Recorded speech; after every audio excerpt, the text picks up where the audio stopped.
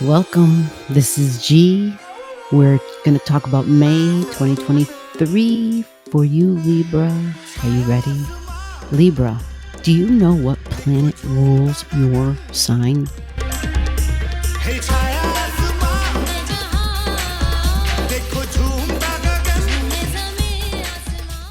Venus. That's right. Venus. If you thought something about peace and beauty and equality and fairness and harmony, then you were thinking about Venus. So for the month of May, this is a big deal because Venus is your ruler, but Venus is also going to be one of the main players for some of the events that we're going to talk about this month.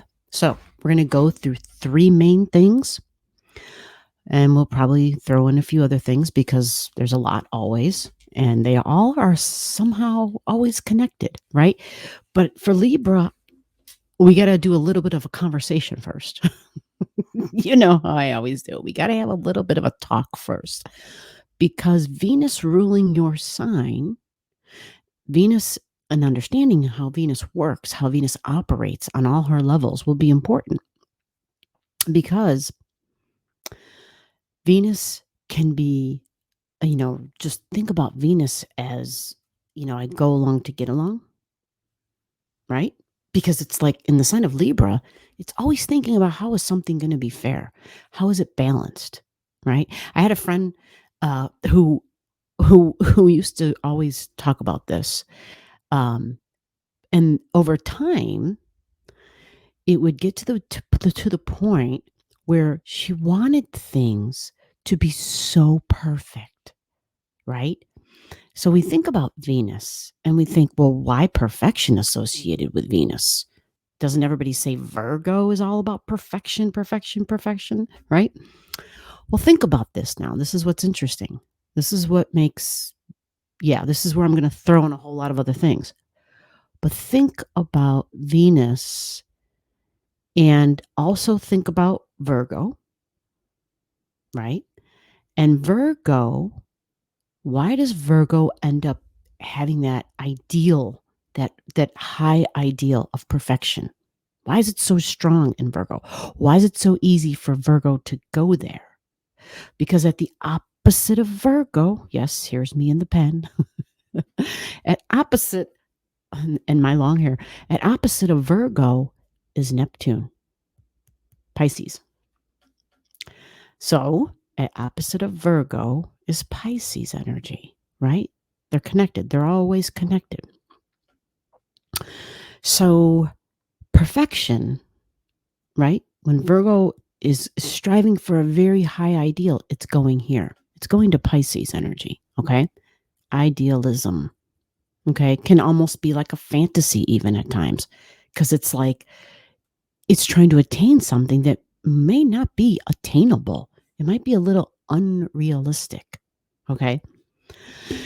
So now how does Venus do this? How is it that Venus, who is not at the opposite of Pisces, because we think about Venus in Libra, and what's at the opposite of Libra? The opposite of Libran energy is Aries energy. So where the heck does perfection come in? How is that possible? How is Venus connecting to Neptune? Because Neptune is the ruler of Pisces, right? Here's something I haven't heard many people talk about. So here's a golden nugget, okay? Opposite of Libra is Aries. And you know how in astrology we talk about the ruler of Aries being Mars, and how we talk about Scorpio energy also sharing Mars as a ruler? Well, think about this. What else is a ruler of Mars? Pluto. Right. So how and why is it, what is it about that Pluto power? We always talk about it being intense and deep, right? But on a really high level, on a super high level, Pluto is like those divine frequencies, that divine energy. So I do believe that at the opposite of Venus, when it goes over to the Aries energy and it decides that it wants to force things to be its way, because if you have somebody in your life who has a lot of Libran energy and who is all about trying to make sure that it's just right and just perfect, like I know my housemate, I have two housemates. My one housemate, when he gets in from work, it's like he goes on to automatic pilot and he goes like almost to each room of the house, almost not to every room, of course. And he's like moving things. He's like adjusting them. He's like putting something here, putting something here. He's manipulating all the lights. Then he goes over to the thermostat. Like he's like, I don't know, but it's like he's controlling the atmosphere, the environment, because he's just entered into it. And so he's trying to change it to what he believes is more pleasing for himself and possibly for the rest of the people that he shares the areas with in the home, right? So sometimes that kind of energy, because what if you're someone sitting there and someone just walks into the house, someone just gets home, but yet you've been there and you're working or doing whatever, and you're comfortable, you're nice, you're watching a movie, you're chilling, you're just having a good time, right? You're all good. And then all of a sudden somebody walks in and they're like, they do whatever. They start either turning on lights or dimming lights, right? Imagine like my dad used to do this. I know I'm going to start on another story and I'm going to try not to do that. As kids, we would be watching a movie and you'd have like all the lights off, right? And so you've got like your scary movie on or whatever, I can't remember. And he would holler about, turn those lights on. He would insist, turn the lights on. Oh, it would be reading. I'd be reading or somebody would be reading. And he would be like, don't read with the lights off, and you were perfectly fine because you're a kid and you're reading the story and you're comfortable. And he would be like, you're going to ruin your eyes. You got to read with the lights on. Yeah, we didn't have a TV when we were kids, so I don't even know where the hell that came from, but that's what it was, right? And so that kind of, in my mind, is like, well, I was just perfectly fine. And then you just kind of came in and decided to change my environment. If I was a child at home, that's one thing. But if you're an adult and somebody comes in and they decide, oh, the house temperature should be at this degree, or we need to, change some of the lighting, or we need to move things around, it's almost like, what are you doing? Like I was, enjoying how everything was, what's going on. So when that happens, as a person who's sitting there, you're thinking, maybe one or two times, not a big deal. But then when you see a pattern where it's like consistently all the time, you're thinking, what's really going on? Like, so it's either a battle of what I like is not what that person likes. And so it's like a control factor, If I say, if I say 68 or 69, what am I talking about? Do you know what I'm talking about? And for those of you out there, Scorpios, you know what I'm talking about. This is not referring to anything that has to do with that. I'm talking about temperatures. If I say 68 or 69, is that like the never-ending argument or the never-ending discussion or the big compromise sometimes, right? To have the fan on or to have the fan off, right? Like that is a big deal. And so it's about controlling our environment. And so I mentioned this as just an example for Libran energy. And Venus, Libra, and wanting perfection. And how is it that Libra sometimes wants perfection and then will even assert and take action to get that perfection? How does that happen with Libran energy? Libra is supposed to be the indecisive one. Like I'm going along to get along and I'm on the fence and I can't make up my mind. Like that's usually what you hear about Libran energy. Oh, they can't make up their mind. They're wishy-washy, right? You usually hear that. But then I had a lot of other people pointing things out to me about Libran energy and giving me examples of people that they knew, whether they were spouses or just whatever, right? And I was just like, well, let me think about this. Like, let me see if this is valid, And so astrology wise, I'm wondering, how is that possible? So I started looking at the planets and the rulers and I realized, yeah, something here makes sense because Pluto, being a co-ruler of Mars and Scorpio, I truly, truly, without a doubt, believe now is also a co-ruler of Aries energy. And I know a lot of people might be like, what are you talking about? Well, how does, what's the higher octave of Venus? You guys who've heard me talk about esoteric astrology have heard me say the higher octave of Venus is Neptune. Well, how can that be, right? That Piscean, that Neptune energy. Pluto is exalted in Pisces. It operates phenomenally in Pisces. Really? Interesting. So there's something about Pluto that's divine, that is beautiful and divine. Think about it. Pluto, the power to create or destroy, right? Powerful stuff. So that's just a little bit of backstory on Venus. And I know, yeah, it's important to understand it because it's your ruler if you're watching for a Venus ascendant, Venus rising video. Now, if you're watching because it's your birthday, stick with me here. It's okay. Stick with me. This would be for your sun sign, or it could even be for your moon or whatever your Venus energy is in. Put it in the comments. Let me know what sign it is, what planet you have that's in Venus. And I'll say, hey, okay, well, then that means this. This would refer to this. Okay. So if it's your moon, it's your emotions, it's your mom, it's your family, it's your home, your emotional security if you're watching for your moon. And if you don't know what I'm talking about, and if I just got you completely lost, don't worry about it. Just just sit back and listen. But if you are interested and you want to know a little bit more, like if you don't even have your chart, comment to me. I will take care of you. I will help you in any way that I can. Okay. So Venus is having an event. There's 3 of them, right? I started talking about it.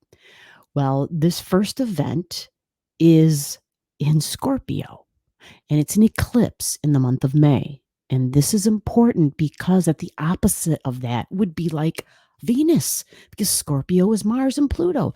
Opposite of Venus, or opposite of Scorpio is Taurus, right? Which is Venus. So whenever Venus is part of something, it's going to affect not just the Taurus energy, but you got to look in your chart and see, where is my Taurus energy? And then you got to understand that Venus in Taurus is talking to Venus in Libra. Okay. They communicate, they talk, right? So this May 5th, there's an eclipse. It's in Scorpio. I'm looking at my books. I'm looking at all my notes for you. It's 1458 in the sign of Scorpio. Okay. Now, I went through all of that story, all of the deep dive on Venus, because this happens in your second house. And guess what planet? Guess what the ruler of the second house is? Venus, because it's Taurus energy. Second house is Venus. Venus rules Taurus.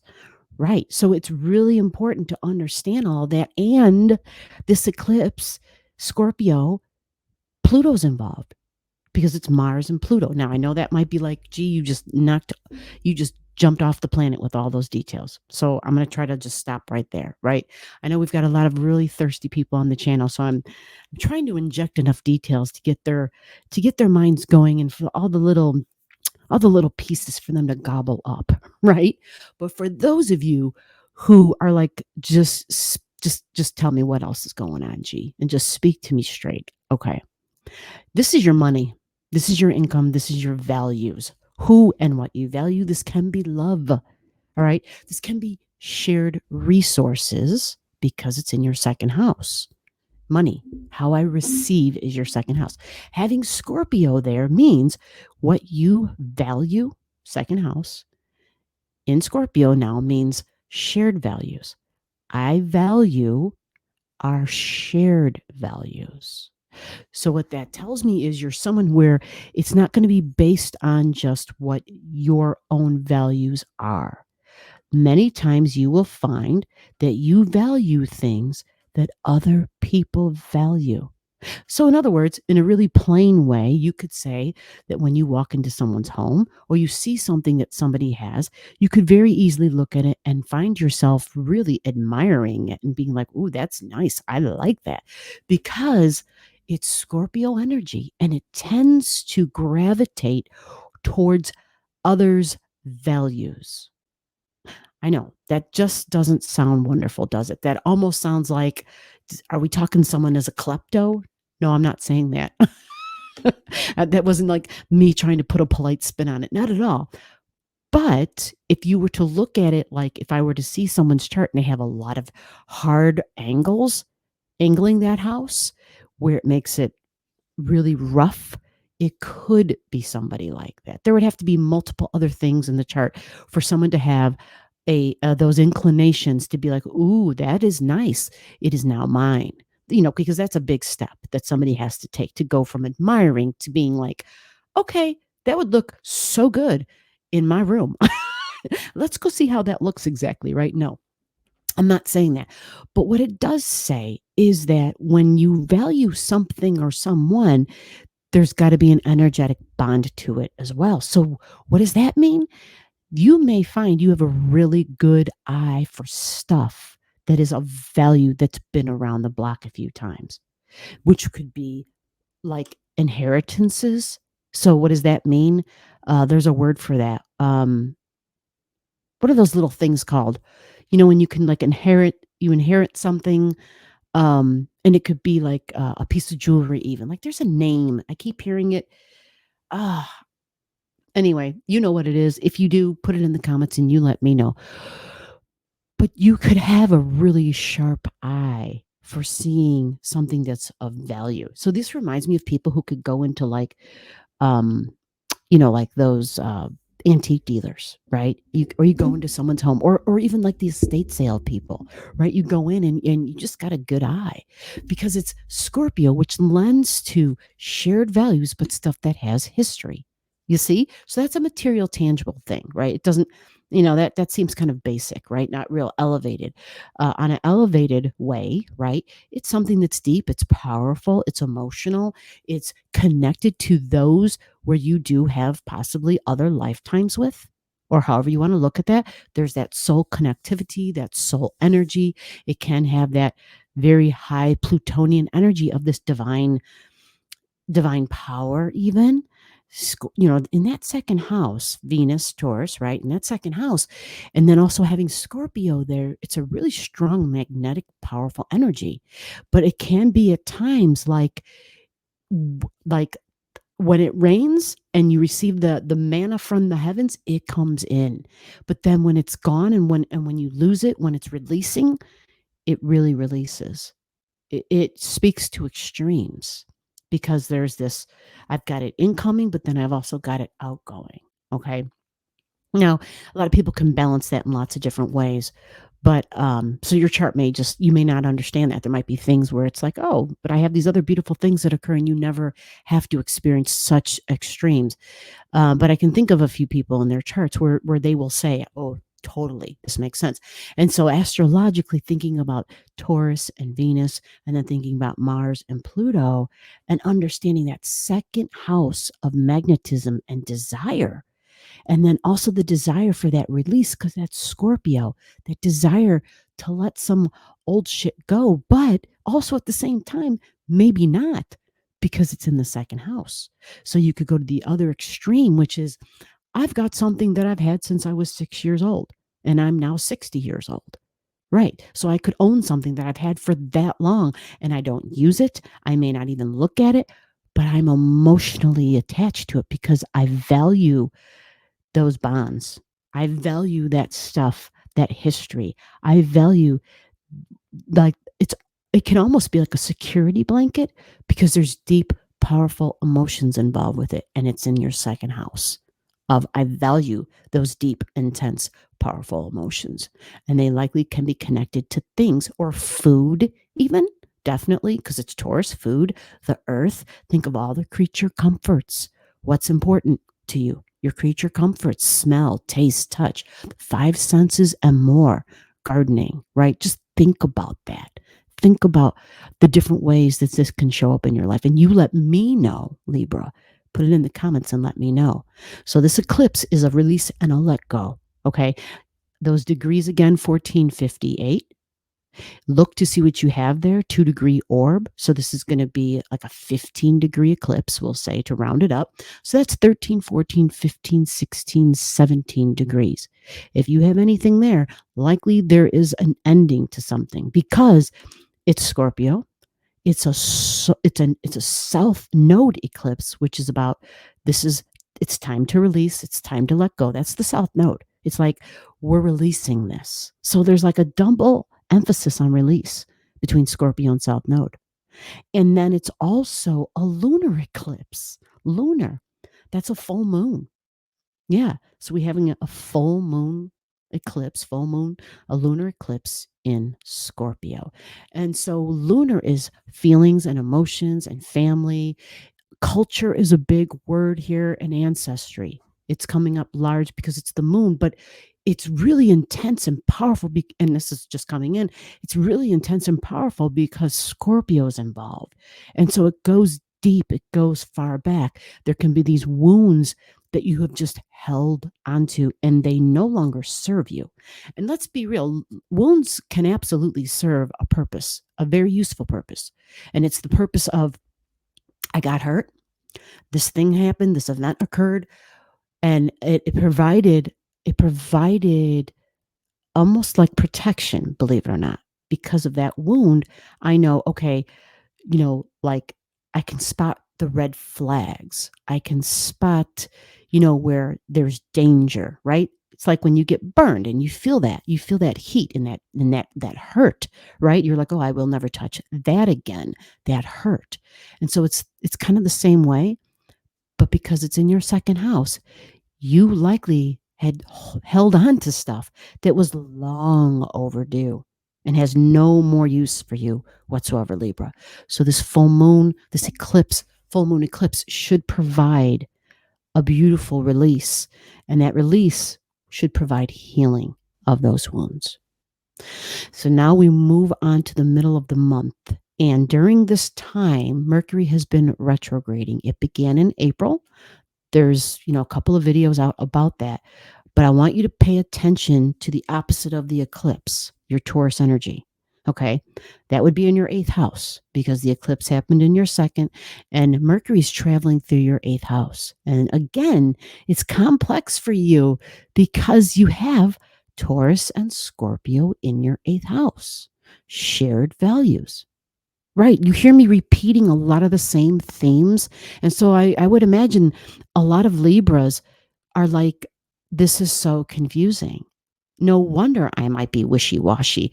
Right. Because you have a lot of the same energies, you have them in 2 places in your chart all the time, all the way around your chart. So Taurus and Scorpio in your 2nd and Taurus and Scorpio in your 8th, which then also reinforces the energy I talked about for the eclipse and the release. Over here is Mercury. I want you to go watch those videos because they're going to give you more details.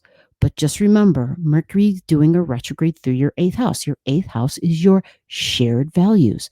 And it can be those old wounds. It's powerful. It's intense. It can also bring a healing. But you're rethinking something. You're rethinking about how my value is based upon the shared values and vice versa. Like, are our shared values, do they still include my values? Right? That's a big deal. That's a deep question, isn't it? And so a lot of people are reprioritizing, reevaluating, rethinking, and going over some things. Okay. Now, I had to bring this up because there is a new moon. Third thing, even though you already heard a whole bunch of things, there's a new moon, the 19th of May. It's a big new moon. It's in Taurus, in your 8th house. You see, there's so much here. There's so much here. Again, when you hear me say Taurus, this is Venus ruled. And that's why I started the beginning of the video talking about Venus in depth, as far as who her ruler is, how she can kind of elevate and escalate and go to the Aryan side of control and very about perfection even, and very high ideals. Venus in Taurus connected to your Venus in Libra, conversations, wanting peace, wanting beauty, wanting diplomacy, wanting things to be fair, right? But Venus in Taurus, this is a new moon based on who and what I value.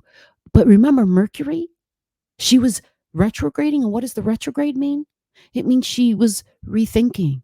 She was going over something. She might have even have had to travel backwards and redo something. Like you might have had to go over some paperwork you handed in, or you might have had another conversation with somebody about the thing you already had a conversation about.